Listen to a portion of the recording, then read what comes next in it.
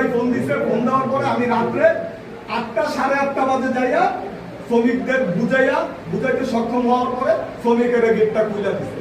Police প্রশাসন ওনারা আমাদেরকে অনেক সহযোগিতা করছে এবং পরে শ্রমিকদের পক্ষে ওনারা থাকে।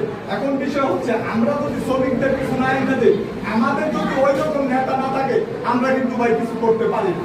তার জন্য আমরা চাই বাংলাদেশের ভিতরে কিছু শ্রমিক নেতা যারা শ্রমিকের পক্ষে কথা বলে, তারা কোনো দালালি করে না, তাদের মতো যোগ্য ব্যক্তিদের আমরা দেখতে চাই যোগ্য জায়গা। কেন দেখতে চাই?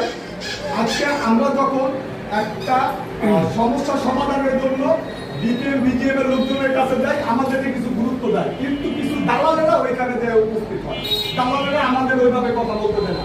ভাই আমার ভাই একটা ব্যাপারী সমস্যার জন্য গেছে, যাওয়ার পরে প্রায় সমাধান হয়েছে, ওই জায়গায় কিছু দালাল এসে সমস্যাটায় একেবারে নিঃশেষ করে দিচ্ছে।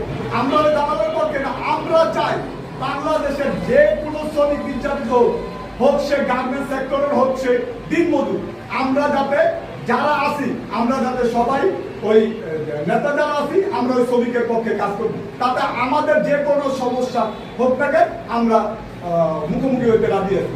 আমরা চাই না কোনো শ্রমিক নির্যাতিত আর হোক। আমাদের উপরে যে থ্রেটগুলি আসে প্রায় সময় রাত্রে ঘুমাই থেকে রাত্রে 12টা 1টা বাজে আমাদেরকে ফোন দিয়ে থ্রেট দেওয়া হয়, আপনারা ওই ফ্যাক্টরিতে যাবেন না, ওই শ্রমিকদের সাথে কথা বলবেন না, ওর সাথে কথা বলবেন না। কেন রে ভাই? সমস্যা আপনার, সমস্যাটা দালালি করবেন দালালের জায়গায়। এই গার্মেন্টস সেক্টর নিয়ে দালালি করার মতো ক্ষমতা আপনার নাই। আমি আপনাদেরকে হুঁশিয়ারি করে একটা কথা বলে দিতে চাই, আমার শ্রমিক, আমাদের শ্রমিক, আমরা চাই প্রতিটা শ্রমিক ভালো থাকুক। আমাদের শ্রমিকের উপরে যদি কেউ কোনো আঘাত আনার চেষ্টা করে আমরা তার ভাঙা জবাব দিয়ে দিব। আপনারা দালালি করেন ভাই, আপনাদের জায়গা থেকে আপনারা দালালি করেন, আমাদের শ্রমিক নিয়ে দালালি করার চেষ্টা করেন না। আপনারা সমাধান করতে যান, কিসের সমাধান করেন ভাই? শ্রমিকের পক্ষে কিসের কাজ করেন?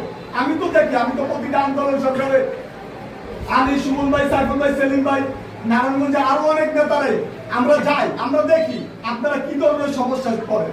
আজকে বড় যে নারায়ণগঞ্জের একজন নেতা আছে, আমি ওনার নাম বললাম না, উনি আমাদের ওস্তাদ এবং বিজ্ঞ ভালো লোক। উনি চায় নারায়ণগঞ্জের পরিস্থিতিটা নিয়ন্ত্রণ থাকে। আজকে তারে নিয়েও গবেষণা চলে।